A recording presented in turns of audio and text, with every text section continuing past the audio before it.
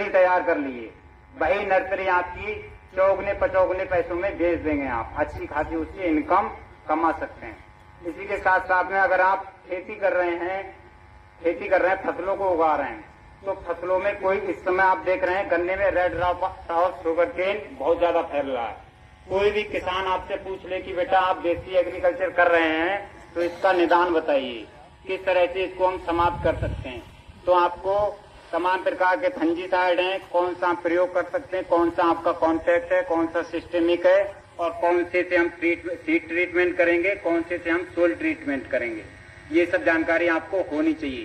तभी आप में और एक वो अनपढ़ बच्चा जो घूम रहा है आपके गांव में और किसान में, दोनों में अंतर होगा ना।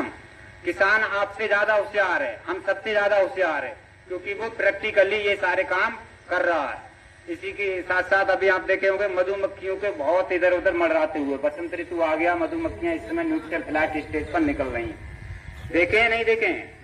हाँ, न्यूक्लियर फ्लाइट क्या होता है, एक स्टेज रहती है एब्सकॉन्डिंग, दूसरी रहती है न्यूक्लियर फ्लाइट। न्यूक्लियर फ्लाइट में जो रानी मच्छी रहती है आपकी, वो क्या काम करती है, हाइमेनोप्टेरा जो ऑर्डर होता है उसके अंतर्गत आती है आपकी मधुमक्खी। प्रकृति में प्रत्येक पाए जाने वाले 1000 कीटों में से एक ही कीट ऐसा रहता है जो केवल हानिकारक होता है, बाकी 999 कैसे रहते हैं आपके, न्यूट्रल रहते हैं, उदासीन रहते हैं, जो लाभ भी पहुंचाएंगे हानि भी पहुंचाएंगे।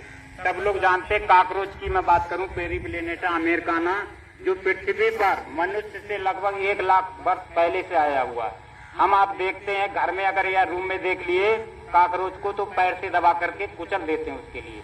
हम उसके घर में रह रहे हैं या वो हमारे घर में रह रहा, हम रह रहे हैं ना उसके घर में, क्योंकि वो प्रकृति में हमसे, पृथ्वी पर हमसे 1 लाख वर्ष पहले का आया हुआ है ना। तो कोई भी जीवधारी, इसी तरह मैं अगर शेर की ही बात करूं, चीता की ही बात करूं, उनका भी बहुत ज्यादा इम्पोर्टेंस है यहाँ पे। इसलिए सारे अगर मांसाहारी जीव अगर समाप्त कर दिए जाएं आपके प्रकृति से तो क्या होगा जानते हैं आप लोग?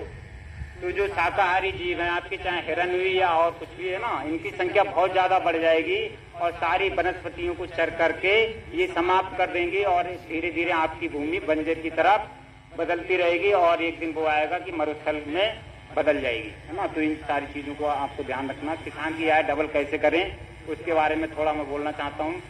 मिक्स्ड फार्मिंग के बारे में जानते हैं आप लोग?